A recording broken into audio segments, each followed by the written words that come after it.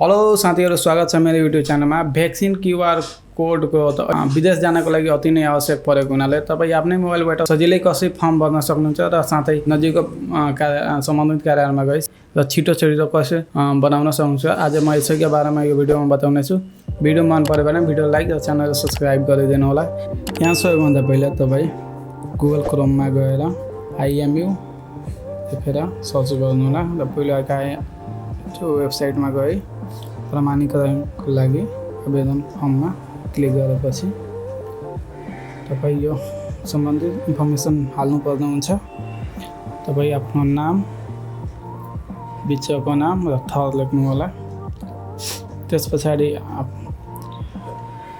पुरुष वा महिला जे हुनुहुन्छ यसमा क्लिक गरेपछि तपाईको ठेगाना कहाँ हो, कुन प्रदेश, कुन जिल्ला, कुन गाउँपालिका, नगरपालिका, वार्ड नम्बर, त्यसपछि तपाईको टोलको नाम लेखिसकेपछि तपाई मोबाइल नम्बर, आफ्नो मोबाइल नम्बर चाहिँ लेख्नु होला। मोबाइल नम्बर लेखिसकेपछि तपाई विदेश जाँदै हुनुहुन्छ कि नेपालमै बस्नुहुन्छ त्यो हिसाबले यहाँ चाहिँ गर्नुपर्छ।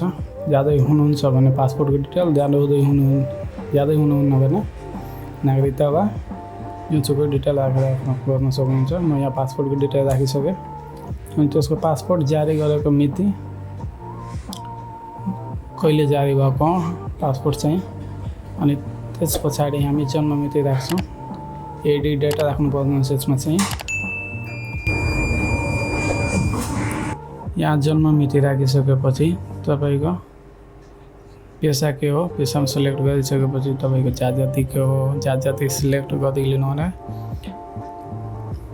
जाति सिलेक्ट गरिसकेपछि तपाईको सामान्य स्वास्थ्य अवस्था कस्तो रहेको छ त्यो चाहिँ सिलेक्ट गरिलिनु होला। तपाईँ इमेल पनि यता राख्न सक्नुहुन्छ मजाले। अनि सामान्य स्वास्थ्य अवस्थामा म राख्छु। त्यसपछि मेरो पहिलो डोज कुन रहेको छ म त्यो सिलेक्ट गरेर अब ब्याच नम्बर, त्यो भ्याक्सिन कार्डमा लेखि आउँछ त्यही ब्याच कोड नम्बर यहाँ राख्नु होला र खोप लिएको मिति चाहिँ सिलेक्ट गर्नु होला।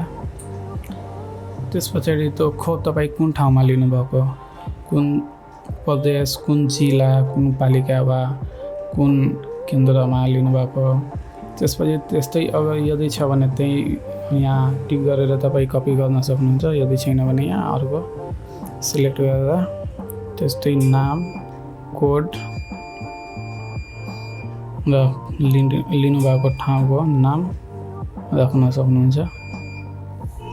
त्यसपछि अतिरिक्त डोज छ भने यहाँ थप्न सक्नुहुन्छ। छैन भने तपाईँ यहाँ पासपोर्टको यहाँ त्यो नमुनामा दिएको जस्तै पासपोर्ट सिलेक्ट गरेर राखिदिनु होला।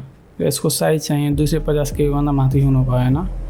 यदि तपाईँ फोटो खिच्नु भएको छ, मोबाइलबाट गर्दै हुनुहुन्छ भने त्यो फोटो चाहिँ WhatsAppबाट आफ्नै साथीलाई पठाएर त्यो फेरि डाउनलोड गरेर त्यो तपाईको फोटो क्वालिटी कम्प्रेस भएर कम भइहाल्छ।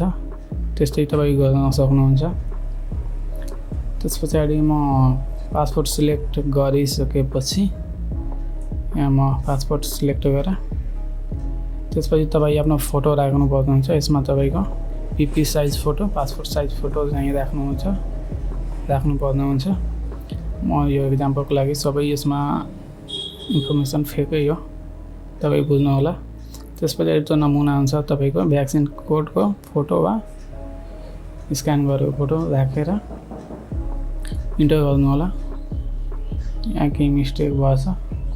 मोबाइल नम्बर सायद मोबाइल नम्बर मेरो 9 डिजिटको रहेको छ। मोबाइल नम्बर 10 डिजिट हुनुपर्छ।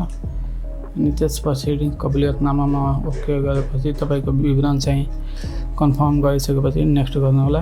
नेक्स्ट गरेपछि यो तपाईँको एउटा रेजिस्ट्रेसन नम्बर आउँछ। यो चाहिँ तपाईँ सेभ राख्नुपर्ने हुन्छ वा स्क्रिनसट लिनु होला र सम्बन्धित कार्यालयमा गई चाहिँ तपाईँ आफ्नो भ्याक्सिन क्यूआर कोड एप्रुभ गराई यस्तो निकाल्न सक्नुहुन्छ। धन्यवाद। Thanks for watching this video. I hope you like this video. Please don't forget to subscribe to my YouTube channel.